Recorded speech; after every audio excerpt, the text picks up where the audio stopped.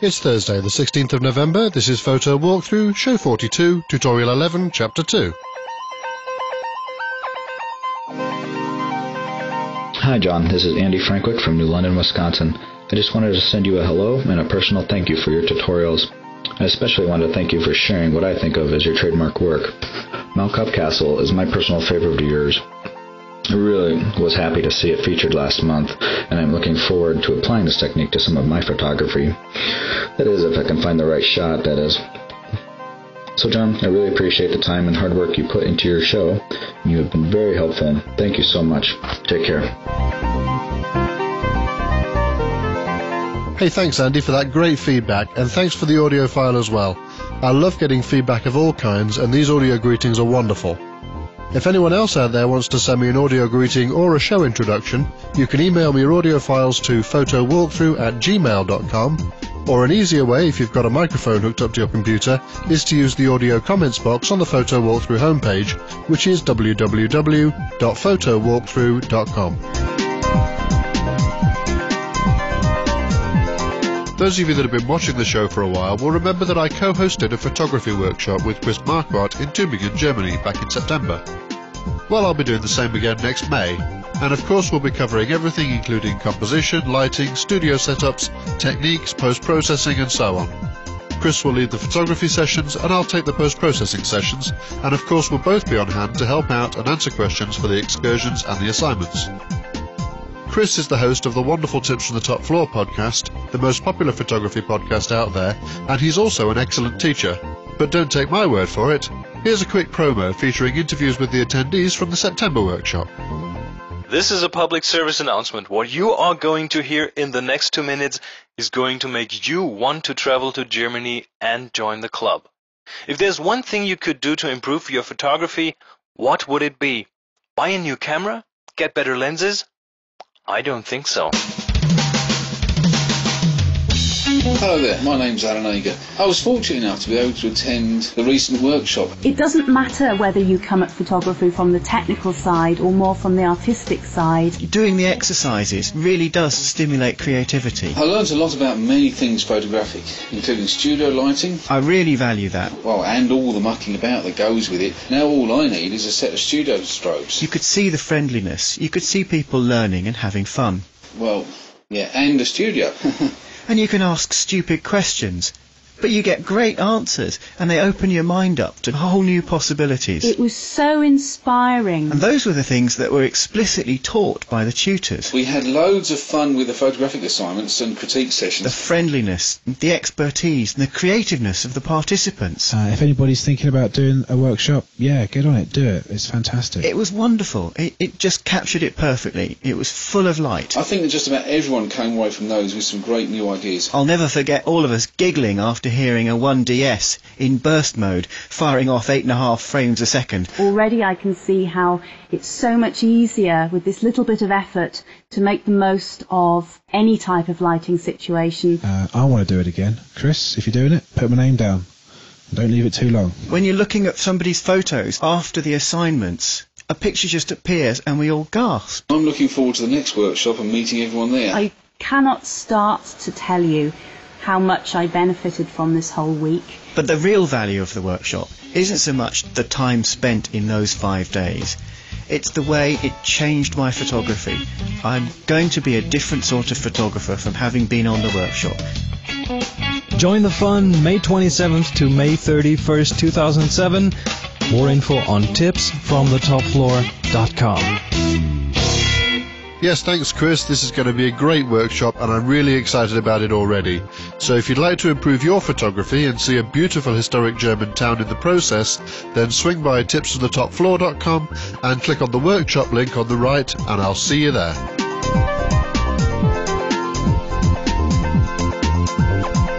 And now it's time for our regular composition topic. Today I'm going to talk briefly about repetition, and as usual I'm going to illustrate what I mean by showing some of the images submitted to the Photo Walkthrough group on Flickr. So today I'd like to thank Jason Hightower, Cover Killer, Photosferes, Orbit Yellow, T-Brick52, Juancho22, G Wentland and Pisco for the use of their images. So what's repetition all about? Well, it may seem obvious that using repeating elements in your photograph can help draw different parts of the image together and make a more pleasing composition. But repetition can be used in so many different ways.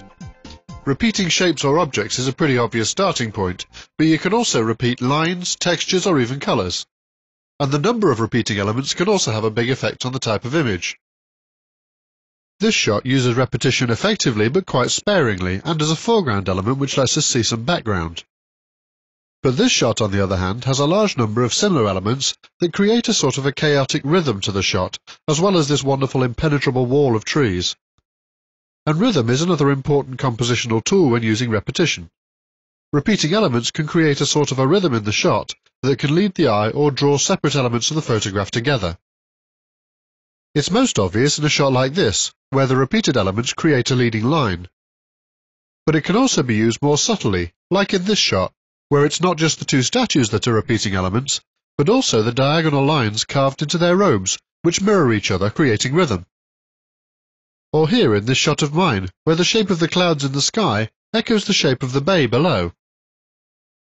Also, don't be afraid to break a rhythm, like in this shot. A repeating element with one different can make that one a very strong subject. So your composition exercise for this week is to take a photo using repetition. And as always, please post your single assignment entry to the PW_assignment group on Flickr. It's getting cold outside, so I'll let you stay indoors this week if you want. Let's do a totally free format composition exercise. Take as long as you like, and take as many shots as you like. Just make sure that you're submitting a single photo, and make sure it's a new one that you took specifically for this assignment. And as usual, there are no prizes for this other than what you learn by doing it, but I will show as many of the submissions as I can at the end of next week's show. And likewise, I'll be showing the submissions from last week's Reduce and Simplify assignment at the end of today's show.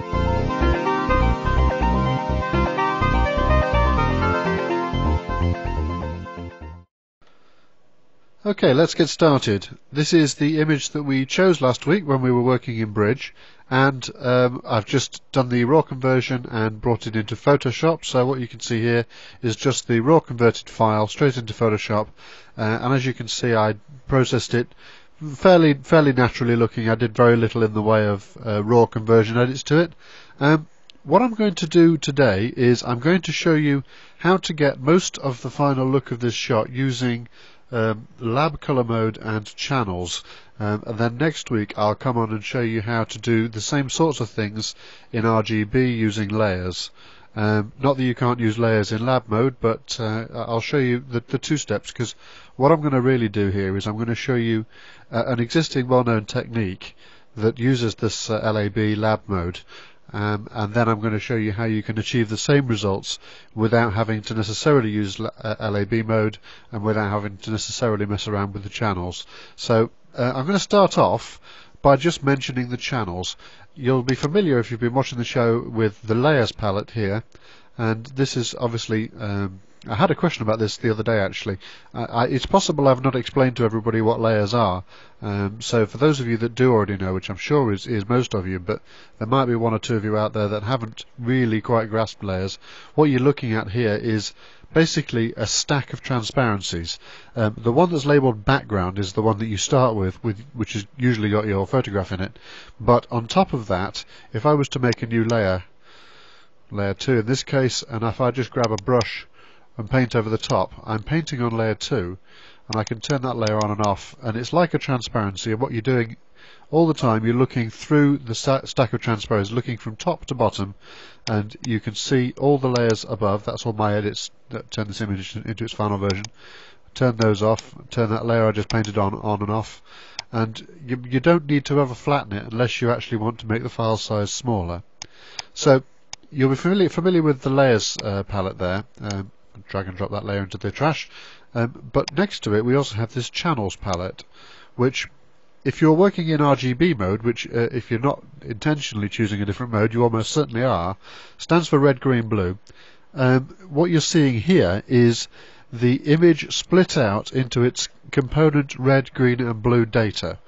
Now this is probably peripherally useful for red, green, blue, but it's going to prove to be very useful when we come into LAB mode.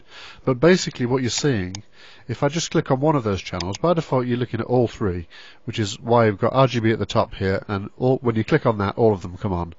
If you click on red, you're just seeing the red information in your picture. Green, you're just seeing the green information, and blue, you're just seeing the blue information. And as you can see, you can actually get a good idea of what the image is of in all three of those channels. That will be less true when we come into LAB mode, but for now, red, green, and blue channels are they're just different bits of information about the same image, and they are clearly very closely related in RGB mode. It's extremely hard to make independent use of one of those or two of those channels unless you're doing a black and white conversion and the perhaps the detail information that you're looking for is in just one of those channels or just one or two of those channels. So that's what the channels palette there is showing us. It's showing us the broken down information. There are a couple of other cleverer uses of the channels palette with layer masks and various paths and selections and things. I'm not going to come onto that today. What I'm here really to show you is the component information that goes to make up your image from the red, green, blue channels. And now I'm going to convert this image to LAB mode. But before I do, well, after I do, let's do the conversion first. So we're in our channels palette. And if I go to image mode, then you can see at the top here we've got a whole bunch of color modes, or this is the way that Photoshop is storing the color information in this image. And we could do grayscale, which would make it just a black and white image.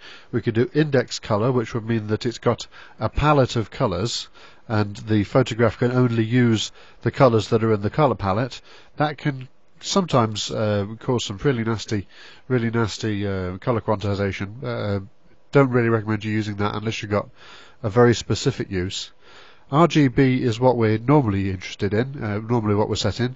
CMYK stands for cyan, magenta, yellow and black, and that mode tends to get used by printing companies and not usually your home printers. I don't recommend putting your images into CMYK in order to send them to your own home printer, but if you were, for example, working on a large printing press, then it may be necessary to make CMYK color separations. And then next down is the one we're interested in, which is lab color. Just worth mentioning, by the way, down here, 8-bit and 16-bit per channel. There is also 32-bit per channel, which in this case we can't use, but 16-bit per channel. If you've been following the show, well, I might have mentioned this, I don't even remember if I've said this. I tend to work most of the time in 8-bit per channel unless the image I'm working on is one that really is special to me, or it's one that I suspect is going to be difficult when it comes to converting gradients, or if there's an awkward gradient in it and I'm only using one channel and that channel's got dark information in it, then it might be worth going into 16-bit per channel to help smooth out some of those gradients, which can sometimes go a bit bandy. But by and large, 8-bit works pretty well. When the Lightroom era hits us, you're going to find us working in 16-bit pretty much the whole time. So it might be worth getting used to it, but it will do two things. It will make your file sizes at least twice as large, and it will also kick 7 bells out of your computer. It means you're going to need more RAM, you're probably going to need a faster processor. It does push your computer quite a bit harder. So 16-bit per channel, very useful for very good quality images, but if like me, you're messing around, you're noodling around with photos that you enjoy, 8-bit per channel can make the process a little bit less painful. So that's your own call. Anyway, so let's go for lab color, and just when I click that, it's going to say changing modes will discard some adjustment layers. That's okay, I've got this saved elsewhere, so I'm going to say yes, okay, and let it do that. Right, let's just go back and look at our layers. Well, we have still got our layers there, so that's probably okay for now. I think what I'll do actually, I'll just drag and drop those into the trash just to keep it simple.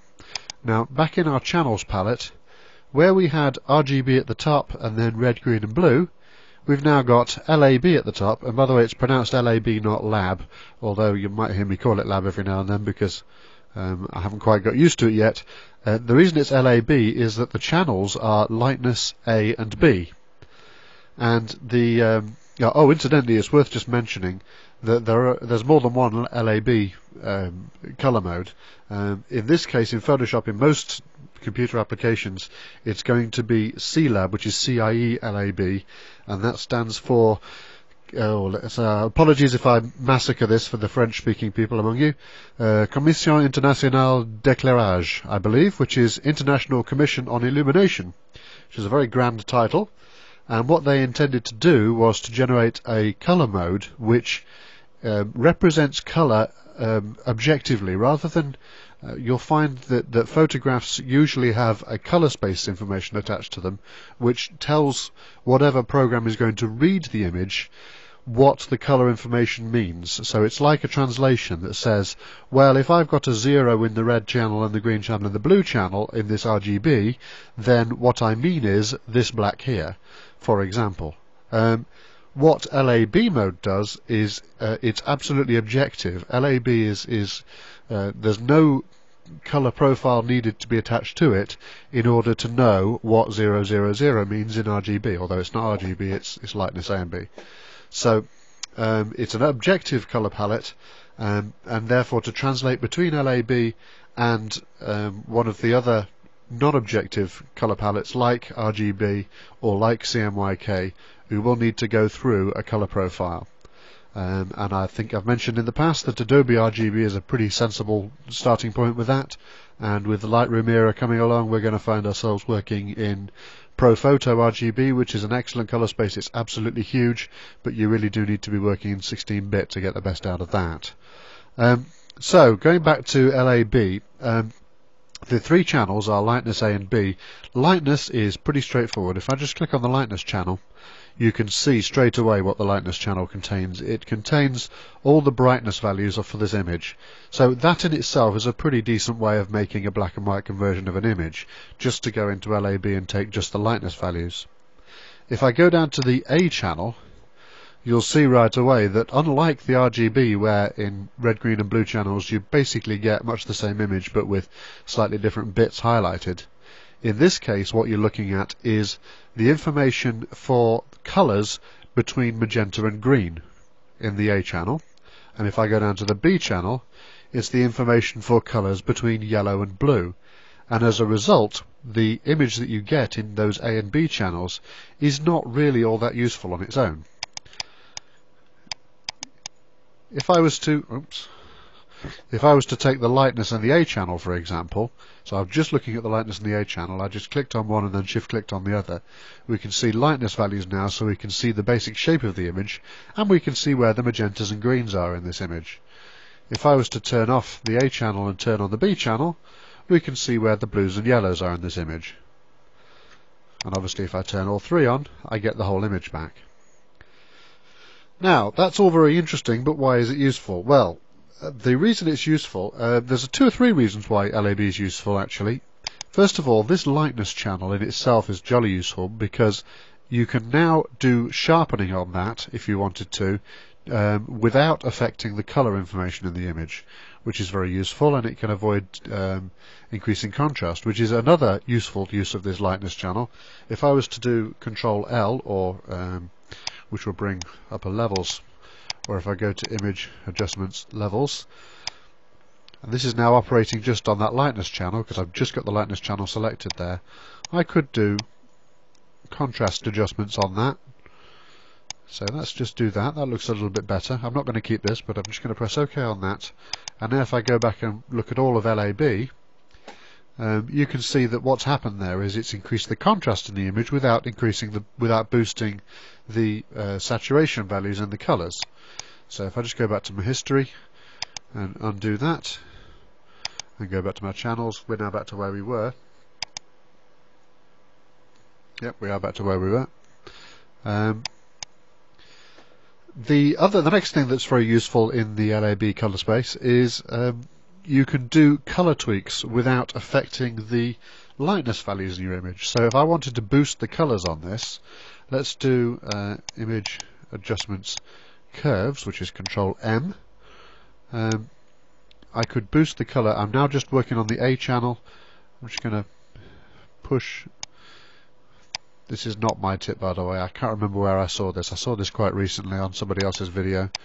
I do the same thing on the B channel. Control M again, and I'm just pushing this information. Remember, what the curves is doing is it's showing us the input and output values. So what I'm doing is, where the darkest values were plotting to the same darkness value, I'm basically chopping off the ends of these color ranges and saying, right, I want all my colour to be stretched out more towards the edges.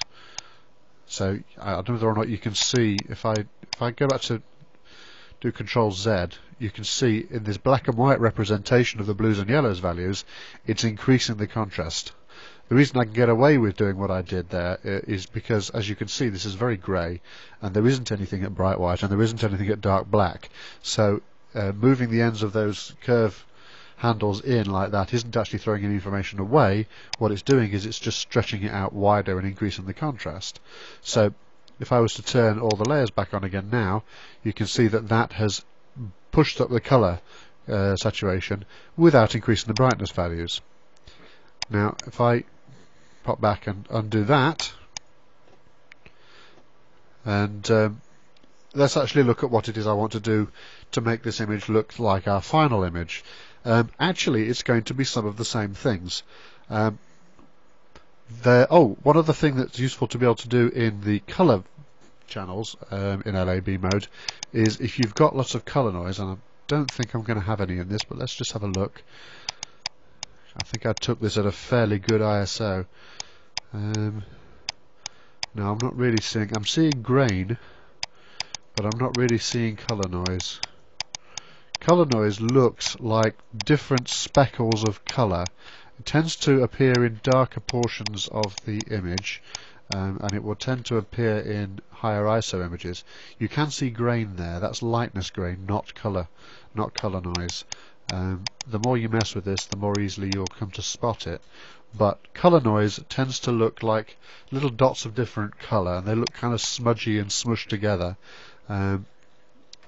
And it's possible to reduce colour noise without damaging detail by going into LAB mode and applying a small Gaussian blur to the A and B channels. Now, of course, there are other ways of doing the same thing in RGB mode. So one of the problems, of course, with switching back and forth between LAB and RGB is that it can mess up your layer information, and so switching back and forth isn't something I really recommend. But it can, if you want to do a quick and dirty edit, it can actually produce some very nice results. And I'm going to stop there for this week. I'd like to just quickly apologise. In recording today's show, I managed to record the entire section on how to do all this these edits that we're doing here in LAB with channels rather than using layers, but I ran so incredibly long that I've decided to split it into two, because the show was going to be well over 40 minutes long. So apologies for that. We're going to stop there for this week, and next week you'll see the conclusion of how the LAB and channels edits are done, and then after that we'll look at how the same things can be done with layers. So thank you very much for watching this week. I will catch you next week with a little bit more of the same.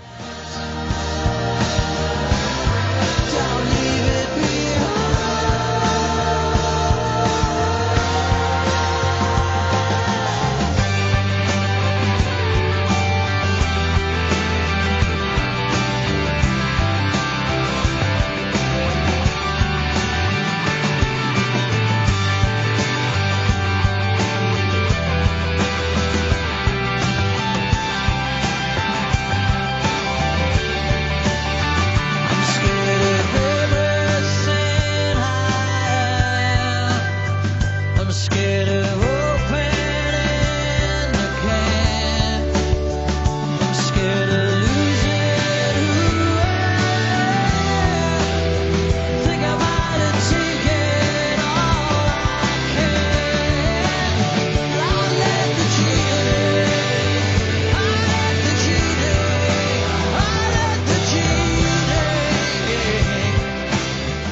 Photo Walkthrough is a weekly video podcast. You can subscribe through iTunes or by visiting www.photowalkthrough.com. Subscription is free and new shows will be automatically downloaded as soon as they're released. And if you'd like to get in touch with the show, email photowalkthrough@gmail.com or leave a comment using the audio comments box on our homepage.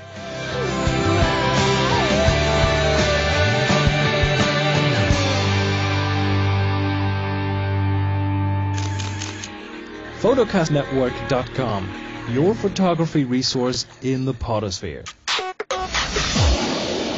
Photocastnetwork.com